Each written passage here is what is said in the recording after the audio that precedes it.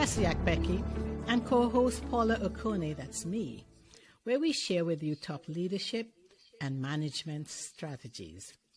This is a journey of discovery. We are learning that leadership is not just professional, it's also personal. And we really and sincerely hope you can walk with us in this adventure. Today, we're going to be doing something a little different. Today, Tesse is going to be talking about gratitude, why gratitude is important, and what happens that enables us to give thanks. So, Tesse, over to you. Hi, Paula. First of all, before I talk about gratitude, I'm going to say thank you to you because in the last month, over the year, you have been an excellent co-host, and wonderful friend, and a great sister. So thank you. And what comes to my mind as you ask that question is the importance of developing an attitude of gratitude. Why do I say that? The last 12 months for me, like a lot of people, has been extremely challenging. You have been there and you've witnessed what is happening, that, within the last 12 months, my good friend Maddie died from cancer. Within the last 12 months, we lost as a family, our wonderful brother, father, and friend, husband, Anthony Apeki, in a hit-and-run incident. He went to work, he never came home again.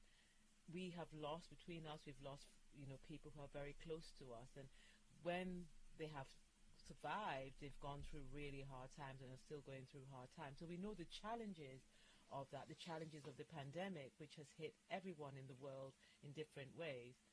And people talk about being in the storm and being in the same storm, but we have been in that same storm in different ways, and we have to recognize that. And what I'm minded about and what I'm mindful of is that the people, the friends, the family, the colleagues, the clients who have stood alongside me in this have made it possible to go through this very hard time. And these same people, the community, has carried me at a time sometimes when I felt unable to walk. And for that, I am grateful. For that, I am thankful. And for that, I'm able to have a sense of hope that I can put one leg in front of the other and sometimes stay still. And even in that standing, in that sitting, in that walking, to be grateful for that, because no one of us is promised tomorrow. None of us. So true. We have today. That's true. That's true. So I know you have mentioned a few, well, you mentioned me as being supportive, but who else has been supporting you on this journey? It's been a tough journey, I know. Yeah. I really want to give a shout out to my dear mentor, coach, and friend, Lindsay Driscoll, who has been so close to the family. There's another friend of mine, Anne Piper, and we talk quite regularly. They check in. There's a woman called Sandy Adirondack, who I've known for so many years, and Sandy checks in. So many, Marta Moretic. These are people, Rosamond McCarthy, Philip Kirkpatrick. These are people who check in and say, how are you? But there've been so many. There's a friend of mine who I met during the lockdown, and she's Kat, and I met Kat on the Coach Online platform, and we became quite close, through that. And she invited me to give a talk to students of anti-racism. Yes, students of anti-racism. They were studying a book, and we had a chat, and I said, look, I'll come to the book club. And it was a book club. And Paula, what I recall from going to the students of anti-racism is that book clubs can be incredibly helpful. I love books, as you know. I have Tesse Reads, which I established this year.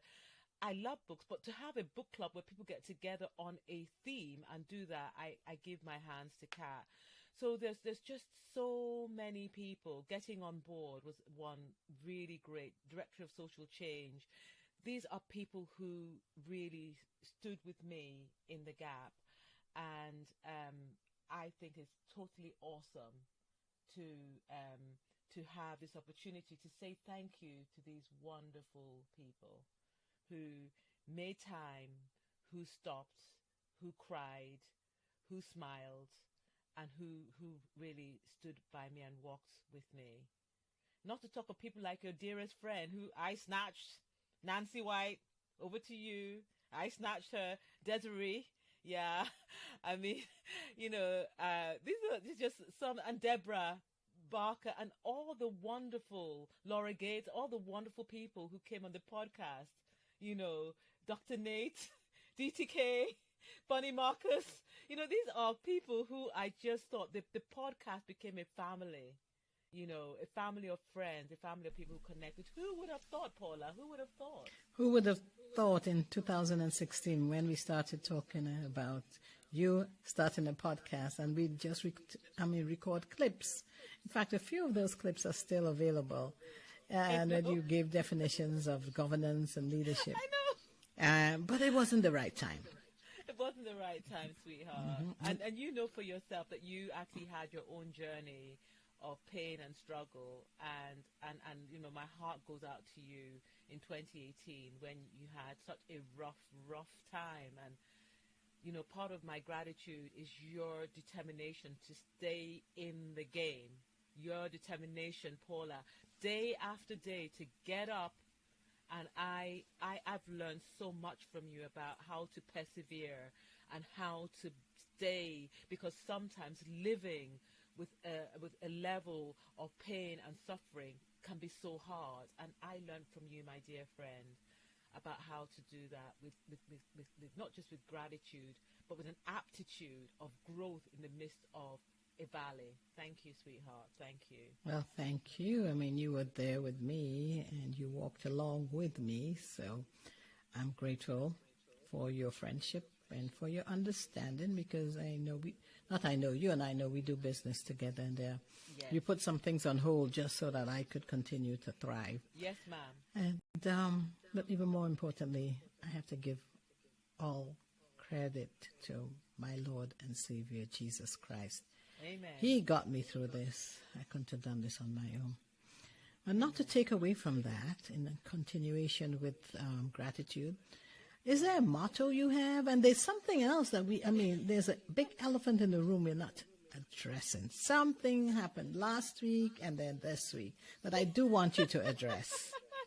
Well, I'm going to start with my motto, and one of the things that it's actually saying from Dr. Mia Angelou, where she says that people, and I'm paraphrasing this really because it's in my mind all the time, that people don't care how much you know, or they don't really care how much you do, but they actually really care about how you make them feel. And for me, it's that thing about, no matter what business we're in, that you and I, when the business of podcasting, and you do your STEM and I do governance and management, but whatever we do, it's that kind of compassionate accountability, which I learned from Dr. Nate, and I keep on learning from him, about how we have the compassion and struggle with people, but how we actually make people, how we lead and support people to feel valuable, to feel capable, and to feel responsible. And I think Mia Angelou got it right about how we make people feel is very important. It's very easy to forget those things when we're under pressure, when we're under stress, and the buckets are tipping over left, right, and center, and we have one of those really down days, right? Not our proudest moments. It's easy to take care of people when everything's rocky, right? But when we are under stress, etc., it can be so hard to just stay in the moment and care and show how much we feel. So you talked about the last 2 weeks, and actually, in the spirit of gratitude, I found that I was profiled in a positive way for Black History Month in the UK. and I'm a fellow of the Chartered Governance Institute. And one day, Paula, it is absolutely true. I got this alert from LinkedIn because I kind of have my alerts, and this alert came through, and I'm looking and I see my name, and what? I don't remember posting anything here. So I touch on it and open it bigger, and there I see my face looking back at me, and they're saying, as part of Black History Month, we would like to celebrate professional governance member Tesse Akpeki, FCG. Wow, almost 25,000 people. Can you imagine that? That's and incredible. I went from shock. Yeah, I went from shock to surprise and then gratitude that they did that. I was kind of recovering, if you can recover from a shock or surprise. I was trying to take it in, and then I get an email saying, we want to tell you that you've been shortlisted as governance champion for 2021. Lovely. And all I could think of was thankfulness, and I also thought, I wish Brother Tony were here, because to actually, and with that award, you actually you don't nominate yourself, you get nominated, and to think that people would take time and nominate me, I just have nothing but thanks for those people. Thank you. That's awesome. And just before we wrap up, just tell us a little bit more on what this Governance Champion of the Year Award is all about, and then we can wrap up. Well, Paula, I know you keep me to time. I'm ever so grateful. And the Governance Champion of the Year Award, it recognizes someone who is visionary. And this person opens doors, it creates the new. This person is an evangelist, inspiring and challenging others.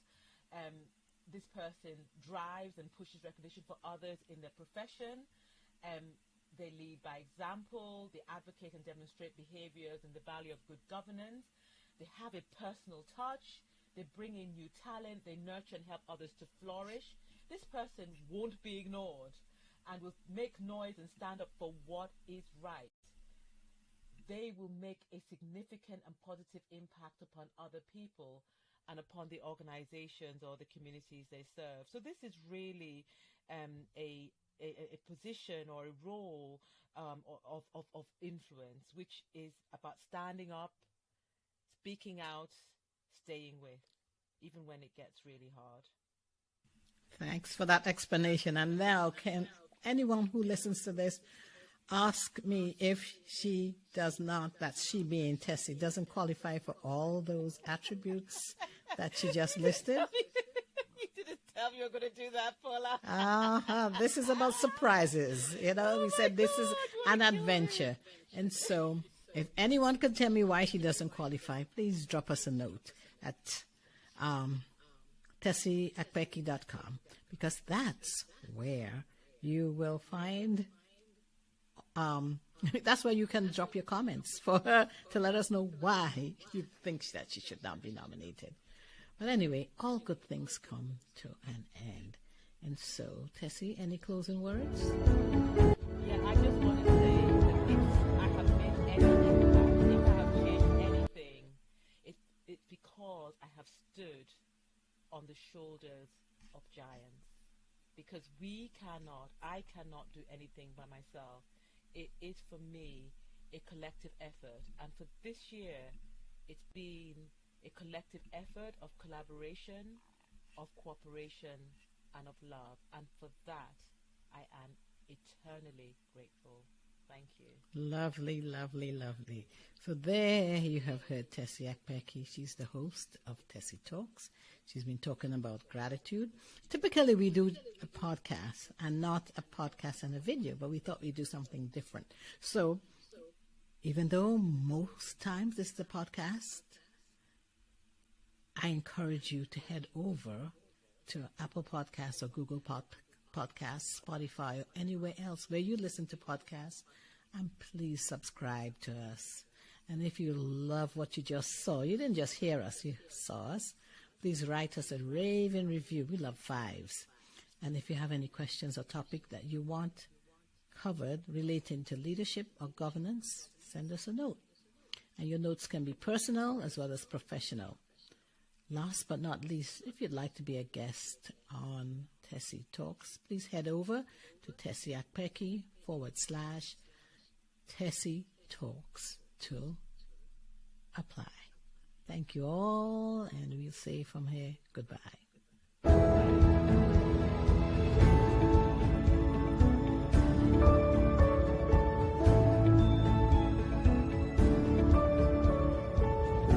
Through Tesse style.